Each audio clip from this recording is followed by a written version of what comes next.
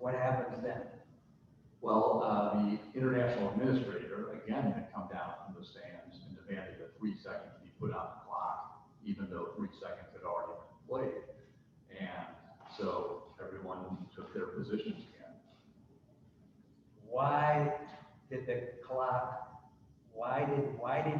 the clock had malfunctioned when really everybody knew 3 seconds in? Why was the clock that important? It really wasn't. It was an excuse because, again, everyone knew 3 seconds remained. The public address announcer mentioned it. 3 seconds clearly had passed on that play, but he said no, the real clock, the game clock was wrong. It was set to the wrong time, so we had to replay this play again. So once again, there's 3 seconds left. Now what happens? So the Soviets inbound the ball once more. This time, U.S. defender Tom McMillan was told by a referee he couldn't get onto the inbounder. He had to move away. So the inbounder was able to shot put a long pass down the end of the court to Alexander Belov. The two U.S. defenders fell away. Belov had the easiest shot of his career. No one was guarding him. He laid it in, and the Soviets won 51-50. Was the game over then? That was the last time 3 seconds were put. Last time 3 seconds were back up. Okay, those are the cliff notes now. We're gonna delve a little more deeply into that a little later, but let's back up here and let's talk about why were these Olympic Games in Munich and in Germany so important to be in Germany? It was incredibly important because the last Olympics in Germany had been in Berlin in 1936, and these were run by Adolf Hitler. It was a very militaristic feel to it. Jesse Owens won the gold, 4 gold medals, as most of you know. But Hitler, after the Berlin Olympics, he went on to start World War II. The whole Berlin Olympics were looked at very negatively for a good reason. So in '72, Munich, West Germany had gotten the Olympics, and they wanted it to be the games of peace and joy. They wanted it to be totally different from the Berlin Games. And at first they had that going. There was a light security force, people were friendly, having a great time. But then the Palestinian terrorists came in, and they went to the first floor of the Olympic Village, of the building the Israelis were staying in. They eventually killed 11 Israeli athletes and coaches. Now, the basketball team was not directly involved, and a lot of athletes probably didn't know even what was going on because I've been to a couple of Olympics and different things are going on in different places all the time. But in this case, there was at least one athlete that you write about that got more involved than he would have liked. Can you tell that story? That's right. Tommy Burleson of the United States team was trying to get back into his room at the Olympic Village, and he always took a shortcut, and it's through an underground parking garage. And this time when he took it, a soldier stopped him, and the soldier said, "You're here at the wrong place at the wrong time. We're bringing the hostages out right now." And Burleson just naturally sort of turned around to look. The soldier told him to face the wall in front of him. Burleson turned around to look, and the soldier demanded, "Turn around and face that wall." Then he put a gun into Tommy Burleson's head. And as Burleson stood there, frightened for his life and praying, the hostages shuffled past him. He could hear them crying, and it was just, an incredibly sad moment because they were walking to their deaths. And as he recounted this 40 years later, during a 40th reunion of the USA basketball team, he burst out into tears sobbing. It still had that much impact even 40 years after the fact. Why did these games even go on at all? Why weren't they stopped right then? Avery Brundage, who was the head of the International Olympic Committee. Chicago's Avery Brundage. That's right. He was head of, and I'll give you just a quick background about Avery Brundage. He was involved with the Olympics so long. He was an athlete in the 1912 Olympics in Stockholm, where Jim Thorpe was a competitor. And then he was head of the U.S. Olympic Committee for many years, and at this point, head of the IOC. But he said, in a famous phrase, the next morning, the games must go on. And a lot of the athletes were upset about this, as you can expect. It was a very emotional time. And the U.S. players I spoke with, many of them at the time, thought the game should be canceled. But, you know, many years later, when I spoke to them for this book, they said, you know, we think that was a smart move. The terrorists would have won if they had shut down the Olympic Games then. They didn't want the Olympics to be held hostage. Correct. Let's talk about a little about the makeup of the U.S. team. The United States for years had dominated the sport of basketball, but in the Olympics, everyone is a so-called amateur, right? How come the Soviets seem to be so experienced? Well, to your point on their domination. It's a loaded question. The U.S. was 63-0 going into this gold medal game. They won 7 straight gold medals, but they were always handicapped in each Olympics. And the problem was the U.S. chose their players from the college ranks. They chose amateurs, as the Olympic rules stated. The Soviets used professionals and were never chastised for it. So the Soviet players in the 1972 Olympics, they had played together for about 740 games. The U.S. college athletes got together for the first time in May, and they had to play the Soviets in September. So they barely had any time to practice together, you know, play games together. And another point is the Soviets had players who were quite a bit older than the college players of the U.S. One Soviet player was 31 years old. Some of the U.S. players were as young as 20. So in that sense, it was quite a mismatch. The best amateur basketball player at the time was Bill Walton at UCLA, and the best coach, of course, was John Wooden. Neither one of them were on as part of this team. The coach was Hank Hyde. Who was he, and how did it come to pass that this team got picked? First I'll talk about Bill Walton, because he was the best player pretty much of his generation at UCLA. He had a bad experience in 1970 for another United States team, and he didn't like that coach. So he refused to play on the 72 Olympic team, even though he would have been a shoo-in to be the starter. John Wooden is sort of unclear. He won 10 out of 12 championships at UCLA over a period of 12 years.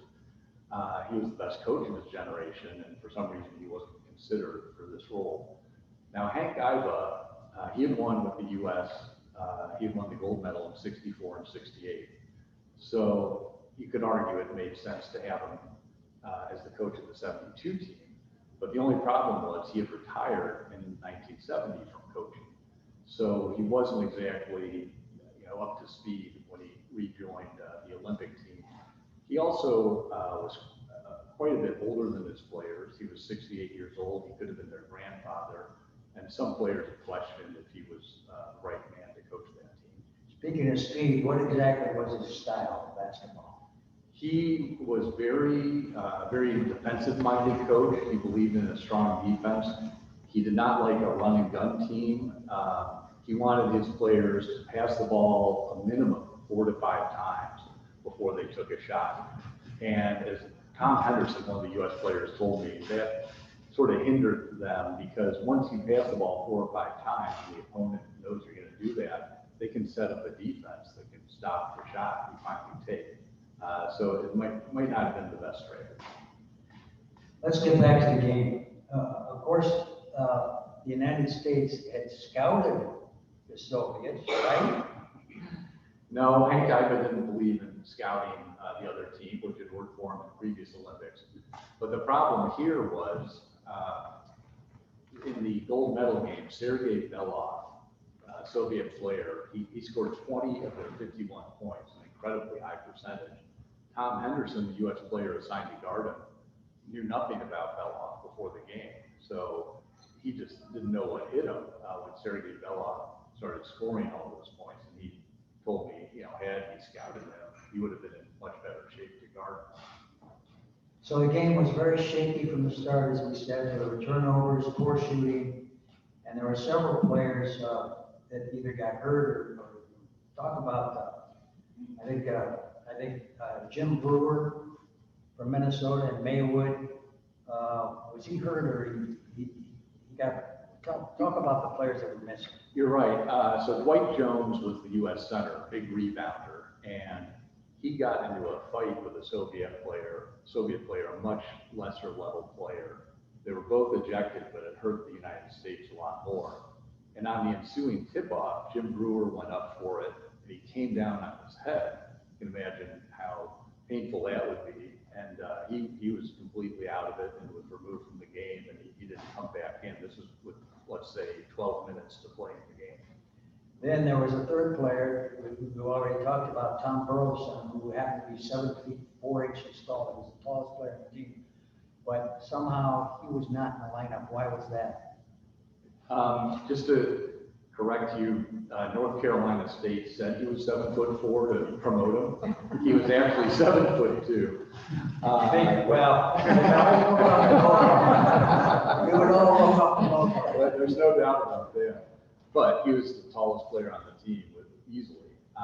But the night before the gold medal game, he had been caught in his dorm room with his fiance, and Hank Iva didn't like that, and so he benched him for this gold medal game. Which we'll get back to why that was important in the last 3 seconds. Okay. So now the game, they're trailing badly, and what did the players ask of Iva? How did they intervene at some point? So literally with about 5 minutes to go, the players took over, and they just, Kevin Joyce, I think, was the main one. He said, look, we're going to start playing our way, our game. This isn't working. The Soviets have total control of this game. And all of a sudden, the U.S. started stealing passes, taking a lot of good shots. They were just frustrating the Soviets to no end. So, again, as the waning seconds remained, the U.S. had cut the deficit to 1 point. So we've talked about how Collins made the 2 shots. They're up 50-49 with 3 seconds left. Soviets inbound the pass, goes down to 1 second, but let's talk about the mysterious figure coming out of the stands. So his name is R. William Jones. He had been the head of international basketball since 1932. He had run the basketball tournament in every Olympics since Berlin. So he held quite a bit of sway over those at the scorer's table and the referees. They all owed their jobs to Jones. So when there was only 1 second remaining and he said no, there are 3 seconds remaining, what could they do? They just had to listen to him. And I'll just add just to give you a sense of this unprecedented situation. Think of during tonight's NBA Finals, if Adam Silver came out on the court and said, nope, there's extra time to be put on the clock. He's the NBA commissioner, for those who don't know. It's just what happened at this Olympics and this game has never happened before. He really didn't have the authority to preside over the clock, did he? He created the rules, R. William Jones did, and he flouted his own rules. The referees are supposed to control the game, not the head of international basketball. Now, also during this commotion, there was the Soviets made a substitution. It was an illegal substitution. His name was Ivan Nadeshko, and he was not, most substitutions go to the scorer's table and they're announced to everyone. During the chaos that happened when everyone was at the scorer's table, Nadeshko slipped in there in place of another player, and you'll see soon why that was important. So elaborate a little bit on that clock malfunction. It was a mechanical problem, right? And go ahead. Yeah, I mean, I don't know, it was more of a human problem. It was just a matter of them trying to turn back the clock to the right time. And for whatever reason, the clock in that era, they just couldn't figure out how to get it back to 3 seconds. So at the time the ball was inbounded, it said 50 seconds on the clock. And again, everyone knew 3 seconds remained, but that's what the clock said. And after the long pass and the miss, and the United States started to celebrate. Everybody thought the game was over. Why didn't the United States just walk off the floor? Hank Iba thought about it, but he said, I'm not going to lose this game sitting on my butt because they would have probably had to forfeit. I mean, there's no doubt our odds were stacked against the U.S. in terms of what the IOC thought about them, especially our William Jones. So he decided to keep his team on the floor even after this unprecedented chaos. But at the same time, during the chaos, the Soviets had time to reorganize everything.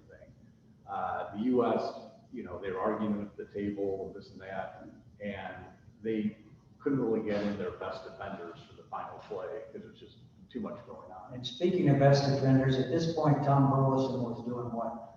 So the 7'2" center was demanding to go into the game, even though he had been, Iba had refused to let him play because of what happened the night before. Burleson pleaded and pleaded, but he was not allowed into the game. He would have been a great person either to guard the Soviet inbounder or to guard Alexander Belov at the other end of the court. And you also mentioned that one referee kept Tom McMillan away from the baseline this time rather than trying to defend the pass closer to the baseline. A referee backed him off. Tell us a story about the referee. Who were these referees, and what did they tell one of the United States referees? So there were two referees. One was from Bulgaria, which was a Soviet satellite at the time, and his name was Artenik Arabajian. And Arabajian, I'll first say, in the last 3 minutes of the game, for international rules at that point, any foul you committed, the other team's player went to the free throw line. And I looked at the video of the last 3 minutes of this game over and over again, and there were fouls called on the U.S. that they didn't even touch the Soviet guy, and Arabajian was calling these fouls. So he was clearly, doing something against the United States. And then when I mentioned the illegal substitution earlier, Arabajian had allowed it. And then when one of the times the U.S. fouled a Soviet player, it was a very mediocre Soviet player, Arabajian allowed Sergei Belov, the one who had scored 20 out of the 51 points, take the free throws. And the U.S. players, Tom McMillan was one of them, gasped. Basically, they're pointing, they're like, what's going on? He's not the one who was fouled. But Belov took the free throws.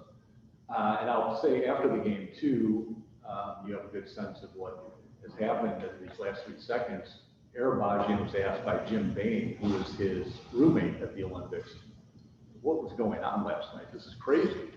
And Arabajian said, if the Soviets didn't win that game, I feared for my family. Good reason, huh? Yeah. Right. So you've got the short version and a longer version of what happened. But now we're at the point where the United States was at a position of whether they should accept or reject the silver medals. And they ended up, of course, rejecting them and maintaining that this whole thing was a travesty. And at this point, I think it'd be a good idea to invite Kenny, if he's That's a great idea. our special guest, to join that conversation. So You this want to is, introduce? yeah, I'll introduce Kenny. This is Kenny Davis, who was the team captain of the United States team in 1972. I visited Kenny at his home in Kentucky 4 years ago, I think now. He's a great guy. He's a real patriot. I noticed on the wall on the outside of his house, he has an American flag with the Pledge of Allegiance on it. It's a wooden flag.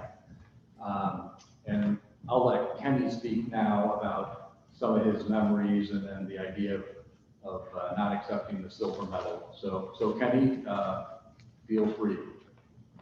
Thank you. Appreciate the opportunity to join you, gentlemen.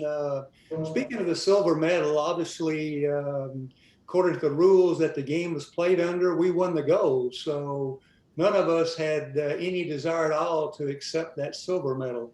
Obviously, if we had lost the game according to the rules, we would have proudly accepted the silver medal. but winning the gold is what we did. So none of us had any desire at all at that particular time, and even now, to accept that silver medal. We had a reunion 8 years ago, which was the 40th anniversary, and ESPN did with a 30-30 situation with us, and they went around individually to each member of the team, and every one of us at that particular time said, no, we do not want that silver medal. We didn't want it then, and we do not want it now. Kenny, was there ever any debate at the time when it first came up in the heat of the moment? I'm sorry, the questions are not coming out clear to me, and I'm not sure what you said. It's kind of garbled watching the interview with you gentlemen. I wondered if at the time, in the heat of the moment, was there debate? Were there some that say, well, we should accept the medal, or was it always unanimously against that? No, even at that particular time, immediately after we got back to the dressing room, there wasn't a vote or anything as to whether we were going to accept the silver or not. It was just somebody made a statement, I don't want that silver medal, and all of a sudden, all of us said, I don't want that silver medal. So it wasn't something that we voted upon at that particular time. It was just something that we said we don't want. We knew, according to the rules, that we won that game, and therefore we did not want something saying that we came in second place. What did you think of the idea of walking off the court before that final 3 seconds? Looking back on it, probably we should have gone straight to the dressing room. I think if you'll see games played after that happened to us, there's a lot of situations where they immediately leave the court. Probably, as David said earlier, if we had left the court, they would have probably forfeited us, but I'm not sure that they could have gotten away with it. But obviously, Coach Iva was afraid maybe that they would, and I think deep down, Coach Iva and maybe the rest of us did not feel they could score in 3 seconds, but obviously that was not the case, and 3 seconds is a lot longer, I guess, than we sometimes think it maybe is in a basketball game. Now, I've asked Kenny this before. The Soviets, of course, view this whole thing a little different. Adesto, the guy that threw the long pass that we talked about that came into the game illegally, said the U.S. is spoiled. They always have to win. It's their national problem. They're poor losers and so forth. So I asked before this hypothetical question. I thought he gave a great answer, and I'd like to ask it again. What if somehow this whole situation were reversed? Now, the U.S. rejected their medals on principle. The outcome was tainted. It was a travesty. It was a mockery. So, would, as a matter of principle, you think, had you been awarded the gold, had you been awarded the win, would you have accepted the gold medal? Because if the silver medal was tainted as a mockery of this game, the gold medal was also tainted. Well, that's an interesting question. I think and I hope that we would have had the character to realize that if we had lost that game, according to the rules, that we would not have wanted that gold medal. Obviously, that was not something we were confronted with, but the teammates that I played with on that particular team, knowing them then and even now, I don't think that we would have accepted the gold medal under the conditions that we knew, according to the rules, that we did not win that gold medal. I personally would not have done that, and I don't think any of my teammates would have either. Well, I know that's a hypothetical, but I think it's a great answer. What about the talk? There's been talk in intervening years about creating dual gold medals. What do you think of that idea? I was never ever in favor of that. Obviously, in a basketball game, there's a winner and there's a loser. And in that particular game, there was a winner and there was a loser. So to me, to accept a cold gold medal was something that was not acceptable in my point of view. And I don't think any of my teammates would have accepted that either. We knew, according to the rules that game was played under, we won, and nothing was going to change that. For 40 years, we said we won, they lost, and all of a sudden they're saying that both of us won. To me, that does not make sense, and I certainly was not in favor of accepting a duplicate gold medal, nor would I accept it now. I'd just like to add too, at this point, they've been asked, the U.S. players have been asked a number of times over the years to accept the silver medal by the U.S. Olympic Committee and others, and they've always rejected it. And in fact, 2 of the players now have put it in their wills that their descendants cannot accept the medal either. Well, I did that, David. My wife and I, after probably 20-something years, had accumulated a few resources, but we had not put a will together. So we decided to do that. And at the end of the putting everything together, I looked at the attorney and I said, there's one other thing that I'd like for you to do, and that's to put in the will that none of my descendants can ever accept that silver medal. I think probably somewhere along the line, there'll be maybe some descendants of some players that may try to get that silver medal. Obviously, we've heard that if one person accepted that silver medal, that it would be very valuable. So I just felt like that it wasn't something that I wanted, nor did I feel like that any of my descendants should ever accept it as well. I've got 2 children and only 1 medal, so we don't need any of those. It is a tough choice. And I would also add, I checked with the International Olympic Committee. For whatever reason, there are only 7 of the original 12 silver medals still in their vault or wherever they have it. So we don't know what happened to 5. So all the players wouldn't be able to get one anyway. That's true. We don't know where they are, to be honest with you. We've heard different situations as to where they're at, but again, we don't want them, so it doesn't matter. It's just a symbol of the game. We understand that the German Olympic organization paid only $16 for the gold medals that they gave out and only $12 for the silver. So it really is just a symbol of the game. It's not the game itself. So we know we won it, but if we never ever get a symbol, the true symbol, then again, that'll be okay. You know, if this wasn't a fix, it certainly was disguised as one.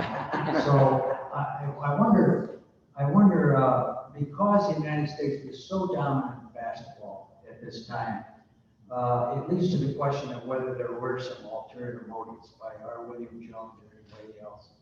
And could you talk about the ramifications of this, David or Kenny? How the United States then sort of embraced international basketball because the U.S. was suddenly no longer quite as dominant.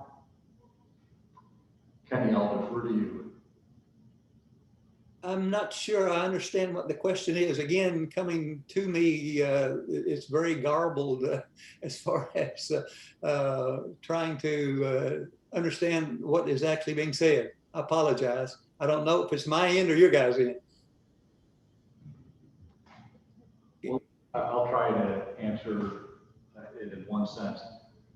So going back to R. William Jones and the decisions he made that helped the Soviets win, what did this game mean to him? Why would one guy break the rules and try to have the Soviets win, as it looked like?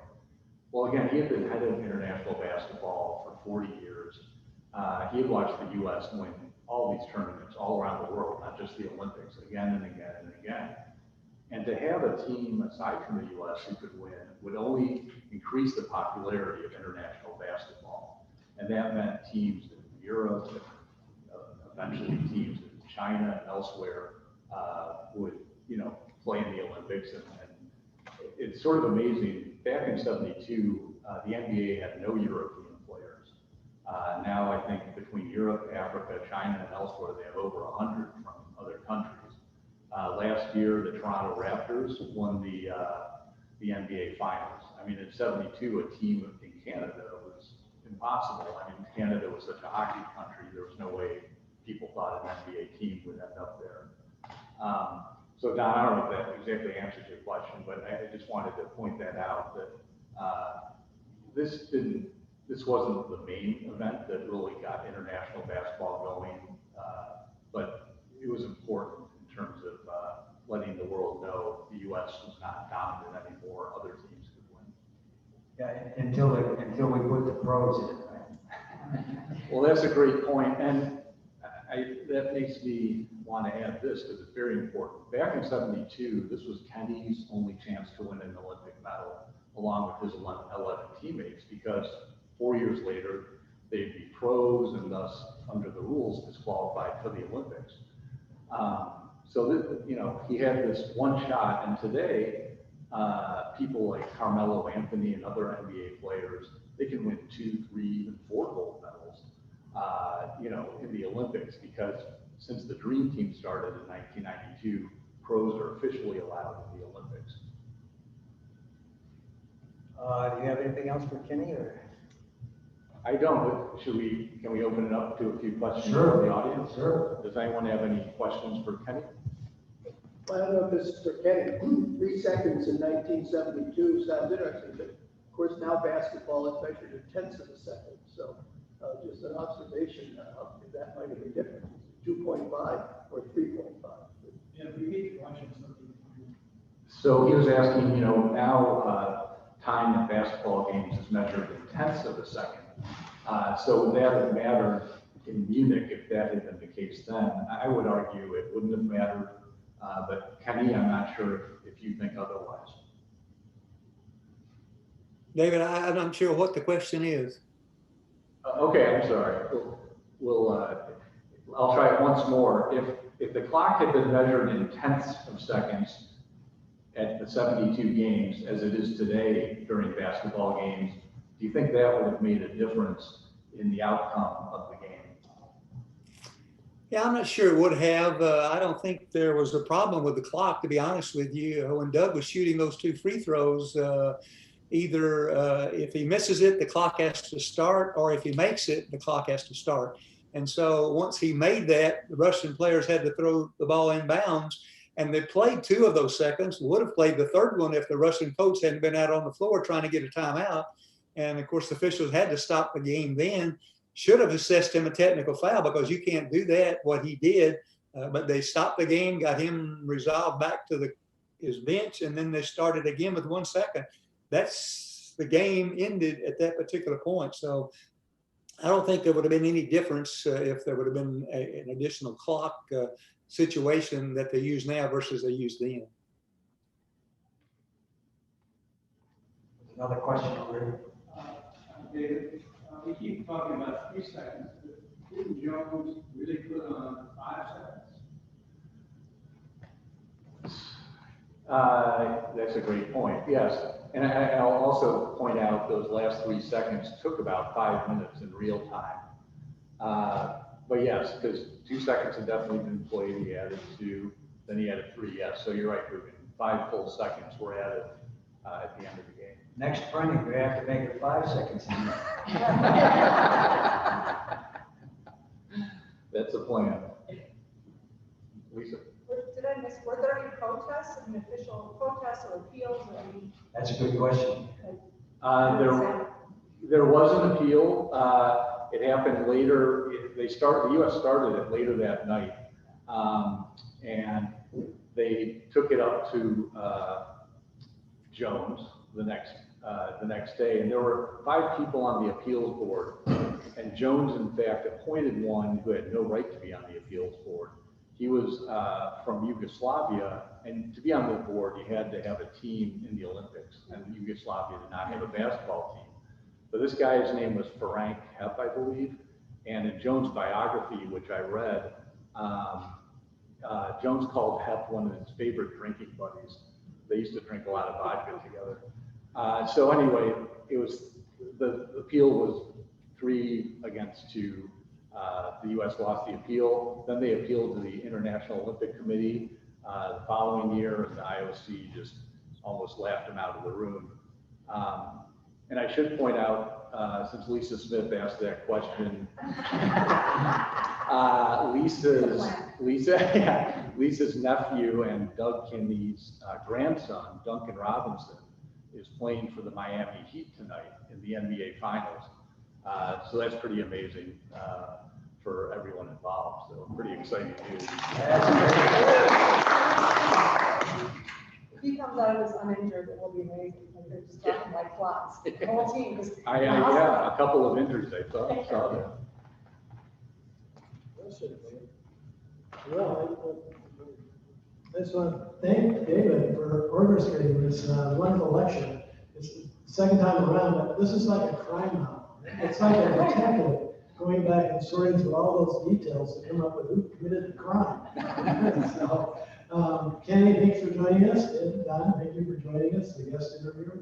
And David, thank you. It's been a pleasure, and I'm so glad you organized this. So, thank you very much.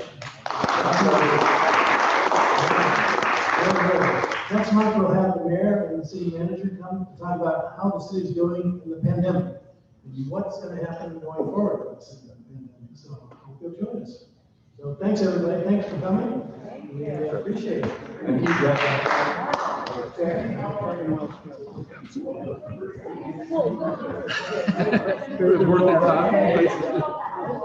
Perfect. Thank you very much. I think it worked well, except for a couple of Yeah. but that's fine. It was our first time doing I it. think that might have been on his end because he. Davis. You know what I mean? Because a lot of times you're like, oh yeah, right after the question. So I think